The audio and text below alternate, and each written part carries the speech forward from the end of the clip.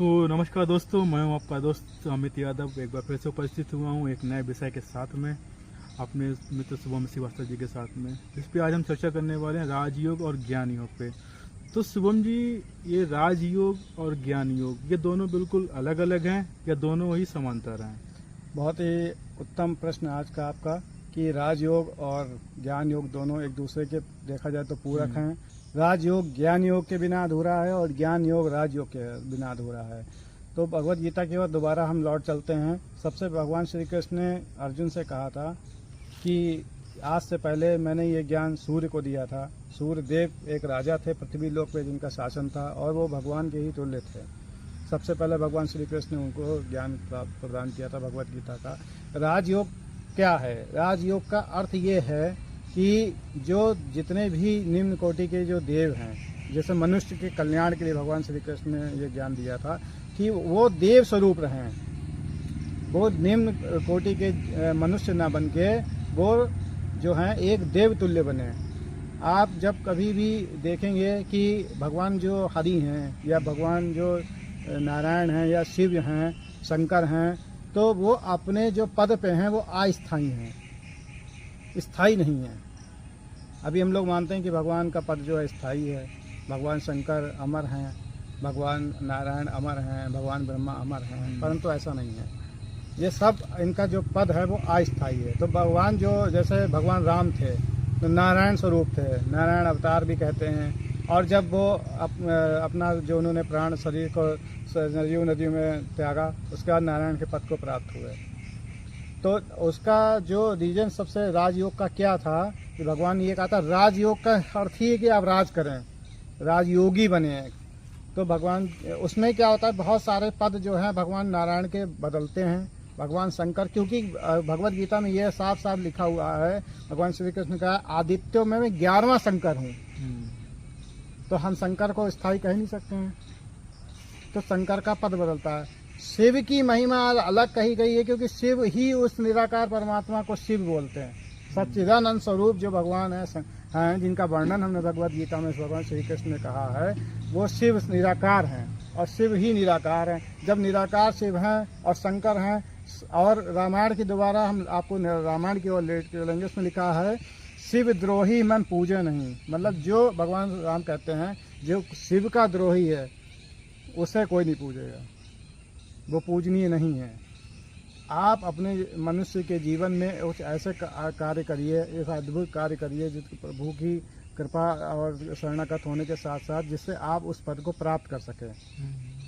क्योंकि आप जब महाभारत का युद्ध हो रहा था उस समय आपने देखा होगा अर्जुन जो थे वो इंद्रपुत्र थे, और जब अर्जुन ने जब अपना इंद्रपुत्र थे, कर्ण जो थे वो सूर्यपुत्र थे, ठीक है, ये सब सूर्य के पुत्र थे, कोई देवताओं के पुत्र थे। और रामायण में आप चलोगे तो वहाँ भी वैसे ही था।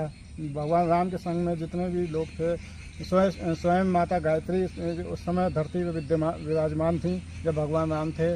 तो त्रेता में तो वो सब जब भगवान राम ने अपना जो शरीर था जब सरयू नदी में त्यागा था, तो सारे के सारे जितने भी देव थे वो अपने अपने लोकों में पहुँच गए, क्योंकि वो देवतुल्य ही काम किया। कोई भगवान राम का सेवक था, कोई उनका राज्य का सलाहकार था, कोई कुछ था, तो वो सब देव तुल्य ही थे।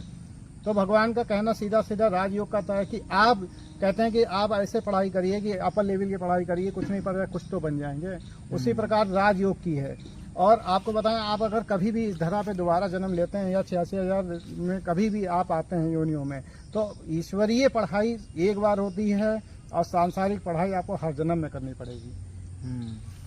ईश्वरीय पढ़ाई का क्या है कि ईश्वरीय पढ़ाई अगर जैसे हमारे विचार हैं, हमारी आत्मा पवित्र आत्मा है, ज्ञान स्वरूप आत्मा है, तो आज हम अपना ज्ञान लोगों को प्रदान कर रहे हैं। और आप जो हैं ज्ञान के प्यासे हैं, आपके अंदर ज्ञान को सीखने की, सुनने की जो अंदर से तृप्त है वो आप हमसे सुन रहे हैं, आपके माध्यम से और लोग भी सुन रहे हैं। तो इसीलिए भगवान श्री कृष्ण ने ये कहा था गीता में कि मैं तो एक ही बार बताऊंगा भगवद गीता, लेकिन अर्जुन कई होंगे और उस समय अर्जुन की संख्या बहुत ज़्यादा होगी जो अर्जुन इस ज्ञान को सुन रहे होंगे, उनको ग्रहण कर रहे होंगे और उनके बताए हुए पथ पर चल रहे होंगे।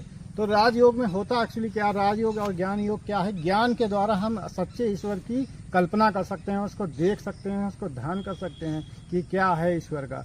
आपको मैं और बताना चाहता हूँ, जैसे भगवान शंकर की बात की थी, तो भगवान शंकर जो है खुद एक सूक्ष्म बिंदु की तरह का ध्यान करते हैं शिव का। शिव जो कि भगवान राम के रूप में धरती पे हैं, तो राम का स्मरण भगवान शिव करते ही हैं। आप इसी तरीके से ब्रह्मा, जैसे कि आपका विष्णु जी हैं, विष्णु जी भी जो है महामाया का ध्यान करते हैं, उनकी क्षीर सागर में जो है रहते हैं।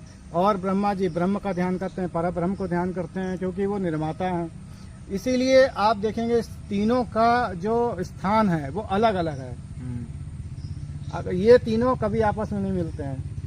ब्रह्मा जी का स्थान ब्रह्मलोक को दिया गया है, विष्णु जी का स्थान क्षीर सागर में दे रखा है, सृष्टि जितने भी ब्रह्मांड में सृष्टियां हैं उसके बिल्कुल नीचे, और शिव जी का जो है कैलाश पे दे रखा है। अब कैलाश में अभी ये भी है कि कैलाश अपना जो पृथ्वी पे विद्यमान है, कैलाश मानसरोवर, या इससे भी अपर कुछ कह सकते हैं।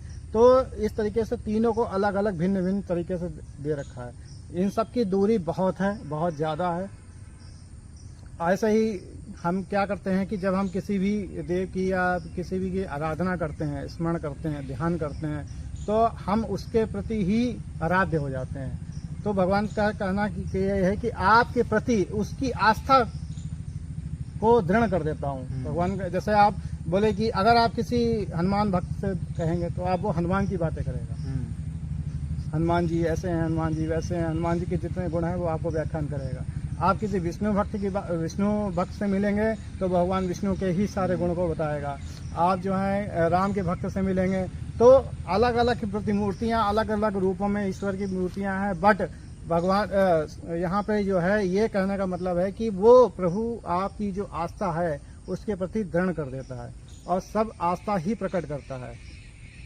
इसलिए भगवान श्री कृष्ण ने ये भी भगवत गीता में क्या है कि अगर कि मुझे देखो, मुझे लोग ठाकुर जान के भोग लगाते हैं, ठीक है, और बच्चे जान के गोदी में खिलाते हैं, ठीक है, और कन्हैया समझ के जो है वो ग्वाला समझते हैं, ठीक है। फिर जब मैं युद्ध में उतरता हूँ तो मुझे लोग क्षत्रिय समझते हैं कि कई युद्ध जीत रहे, कई हारे। तो इस तरीके से भगवान की अलग अलग प्रतिमूर्तियाँ अलग अलग तरीके से दर्शाती हैं। तो भगवान ने ये कहा कि जो भी भक्ति करता है जिसके प्रति, मैं उसकी आस्था को उसके प्रति ही दृढ़ कर देता हूँ। देने वाला तो प्रभु हैं, साक्षात खुद वो ही हैं अलग अलग प्रतिमूर्तियों में, और वही मेरी मूर्तियाँ हैं जो मेरा अनुसरण करती हैं। तो भगवान ने यही कहा है कि उन सब चीज़ों को किनारे करके सीधे संपर्क साधने के लिए खुद से कहा है। इसीलिए उन्हें योगी कहा जाता है। उनका कहने का यह है, योग योगेश्वर इसीलिए उन्हें कहा जाता है कि वो ये चाहते हैं कि सीधे जो है ईश्वर से ही शरणागत होकर उनकी आराधना की जाए। और उन्होंने इसीलिए ये कहा था कि आप अब जो है, उन्होंने योग की बहुत सारी विधियों को बताया था अर्जुन को योग की विधियाँ, पूजा की विधियाँ और तमाम सभी योग आसन प्राणायाम को अर्जुन से कहा था भगवत गीता में। लेकिन उसके उपरांत जब भगवान ने सारी चीज़ें बताई तो उसमें एक ऐसा भी आया था, आपको आश्चर्य होगा कि भगवान ने अर्जुन से कुछ मांगा, बोले मैं कुछ आपसे मांगना चाहता हूँ। तो भगवान अर्जुन बोले कि प्रभु मैं आपको क्या दे सकता हूँ, आप दाता हैं। तो बोले कि नहीं, फिर भी अर्जुन मैं तुमसे कुछ मांगता हूँ। तो अर्जुन बोले ठीक है, ये एक मांगना चाहते हैं तो आप भगवान है, मैं क्या कह सकता हूँ। तो भगवान श्री कृष्ण ने अर्जुन से कहा कि अर्जुन, अभी तक मैंने तुमको जितना भी ज्ञान दिया है, जितना भी प्राणायाम की, योग की, पूजा की जितनी भी विधियाँ बताई हैं, उन सबको तुम तुरंत ही तत्काल प्रभाव से भूल जाओ। तो जब अर्जुन ने इतनी बात कही तो भगवान एकदम जो है, अर्जुन जो है काफ़ी चकित हो गए कि बताइए, प्रभु ने मुझे इतनी देर से ज्ञान दिया और आप कह रहे हैं कि सब भूल जाओ। तो भगवान बोले ये क्या कह रहे हो केशव, मैं सब कुछ भूल जाऊं? बोले हाँ, आप तुम सब कुछ भूल जाओ। तो मैंने कहा मुझे तुम वैसे चाहिए जैसा एक कीचड़ में लटपट जो बालक होता है। आपने देखा होगा गाँव में या शहर में बच्चा जो है खेलता रहता है, उसकी माँ उसको पकड़ के लाती है और पूरा कीचड़ साफ कर देती है, धुल देती है पानी से, निर्मल कर देती है और अपने आंचल में छिपा लेती है। उसी प्रकार से मेरी शरण में इस तरीके से आओ कि निर्मल होके, ना कुछ जानने की इच्छा हो और ना ही कुछ पाने की इच्छा हो, ना ही कुछ खोने की इच्छा हो। इस प्रकार से मेरी शरण में आ जाओ, निर्मल होके, शांत एकदम होके। तो इतना जब भगवान श्री कृष्ण अर्जुन से कहते हैं कि अब तुम्हारी जो आत्मा है वो पूरी तरीके से निर्मल हो चुकी, जो मेरे ज्ञान का तेज था उसने तुम्हारे सभी अज्ञानी अंधकार असुर को नष्ट कर दिया है। तो इस तरीके से प्रभु ने आने की कही है। तो क्या है, ज्ञान योग में हम राजयोग में यही सब चीज़ें भगवान ने बताई। दूसरा ये भी बताया है कि कोई भी व्यक्ति, जैसे मैंने अभी पिछली वीडियो में आपको बताया था कि दैवी शक्तियों के बारे में बताया था कि हमारी जो रीढ़ की हड्डी है उसमें सभी शक्तियाँ समाहित हैं। उसी प्रकार से भगवान श्री कृष्ण ने कहा कि अपनी जो यहाँ पे भगवान श्री कृष्ण फिर से देखिए वही बात कह रहे हैं जो माता के संदर्भ में मैंने कही थी कि उसमें सारी शक्तियाँ निहित हैं। भगवान श्री कृष्ण ये कहते हैं कि एकांत अवस्था में बैठकर अपने मन को स्थिर करके, जो भी ध्यान मुद्रा में बैठकर और अपनी दोनों ही आँखों को भ्रुकुटी के बीचों बीच में रख के, जहाँ पे हम टीका लगाते हैं, ध्यान को केंद्रित करता है, उसके अंदर जो है प्रकाशमान मैं स्थिर रहता हूँ, उसका ही वो दर्शन करता है, उसी को ही पूजनीय बनाता है। इसलिए आपने देखा होगा जितने भी सिद्ध साधु हैं वो स्वयं श्रृंगार करते हैं। सारे श्रृंगार एक तरफ और साधु का श्रृंगार एक तरफ। साधु का श्रृंगार बड़ा होता है, वो अपना नहीं पूजन करता है, वो अपने अंदर छुपे हुए परमात्मा का करता है। काफ़ी समय लगता है, बद अंतरों मंत्रों के सारे मंत्रों के द्वारा वो श्रृंगार की रचना को रचता है। तो आप जब इस तरीके से आप करते हैं, जब आप पूरी सकारात्मक लय के संग में इस सब चीज़ों को करते हैं, तो आपके अंदर खुद अपने शरीर और आत्माएं और पंचतत्व एक ही दिशा में चले आते हैं। और जब सारी चीज़ें एक दिशा में चली आएंगी तो शक्ति संपन्न होने लगेगा। शरीर में सकारात्मक ऊर्जा का प्रभाव होता रहेगा। शरीर में जो हमारे जो सूक्ष्म कण हैं वो सकारात्मक हो जाएंगे और पूरा शरीर जो सकारात्मकता से परिपूर्ण हो जाएगा। और जब आप सकारात्मक हो गए और नकारात्मकता नहीं रही तो फिर आपका जीवन बहुत ही शुभ हो जाएगा और बहुत ही अच्छे विचार आपके अंदर उत्पन्न होने लगेंगे। आपको खुद प्रभु की तरफ से या उस सकारात्मक सच्चा से अच्छे विचारों की उत्पत्ति होने लगेगी। लोगों को आप बता सकेंगे, उनके बारे में अच्छे विचारों को लोगों को बता सकेंगे, लोगों को प्रचार कर सकते हैं, लोगों को उनके ही दुखों का कारण को मूल को नष्ट कर सकते हैं उन विचारों के द्वारा। शक्ति संपन्न शरीर हो जाता है और फिर आपको किसी भी चीज़ का भय नहीं रहता है, आप भय मुक्त हो जाते हैं। और फिर आपको ये पता चल जाता है संसार में सभी कुछ मिथ्या है, जो कुछ है सत्य सच्चिदानंद परमात्मा ही सत्य है। उसी के द्वारा समस्त सृष्टियों को रचना की गई है। वो जब चाहता है तब सृष्टियों को खत्म कर देता है, जब चाहता है तब ऐसी सृष्टियां बना देता है। उसके द्वारा निरंतर सृष्टियों का सृजन हो रहा है और निरंतर ही नई पुरानी जो सृष्टियां बन चुकी हैं वो उसका भक्षण भी कर ले रहा है।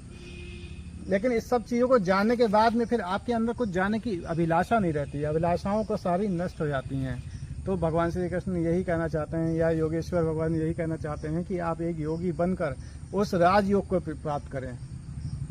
राजयोग को प्राप्त करते हैं जब आप यहाँ पे मैं बताना चाहता हूँ उदाहरण देके कि जब इस धरती पे जो अच्छे कर्म करने वाले लोग हैं, जो तपस्विनी हैं, जो भी योगी हैं, वो कहीं ना कहीं इंद्र के पद के प्राप्त करने के अभिलाषी हैं। उनकी बनती है कि वो इंद्र के पद को प्राप्त कर सके और वहाँ पर बैठ सकते हैं। क्योंकि वो जब जो व्यक्ति इस पंच तत्वों के, जहाँ पे ये समय कठिन है, धरती पृथ्वी पर जो समय है वो कठिन है।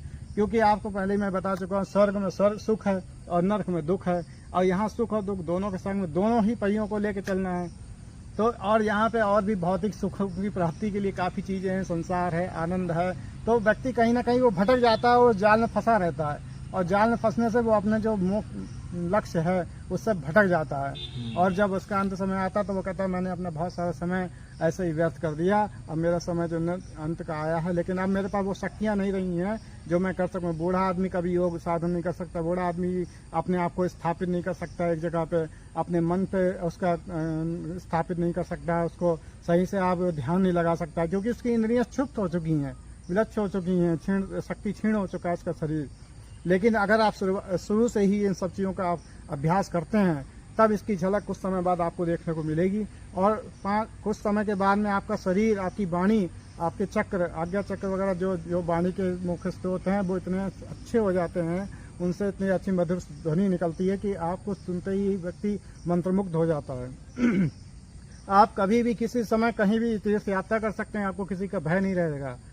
आप अपने आप में खुद एक दिव्य ज्योति प्रकाशित समझने लगेंगे, आप बहुत अच्छा आपको लगेगा कि ये सब चीज़ें। लेकिन ये सब तभी होगा जब आप एक शरणागत होके, एक संयम के साथ में, समन्वय के संग में और जीवन में संतुलन ला के ये अभ्यास करेंगे, तब आप इसको आगे पाएंगे, आगे चल के इस फल की प्राप्ति करेंगे। लेकिन वही निरंतर प्रयास से और निरंतर किए गए कठिन परिश्रम से इस पंच तत्व रूपी शरीर को तब तक हमें सही से सजा के रखना है, सजन करके रखना है, जब तक हम अपने मोक्ष को प्राप्त ना कर सकें, जब तक हम अपनी मृत्यु को प्राप्त ना कर लें, तब तक हमें इस पंच तत्व रूपी शरीर को बहुत ही ज़्यादा संभाल के रखना है, इसकी केयर करनी है, इसको संभालना है, संतुलन जीवन देना है इसको, और इसको सुरक्षित और स्वस्थ रखना है।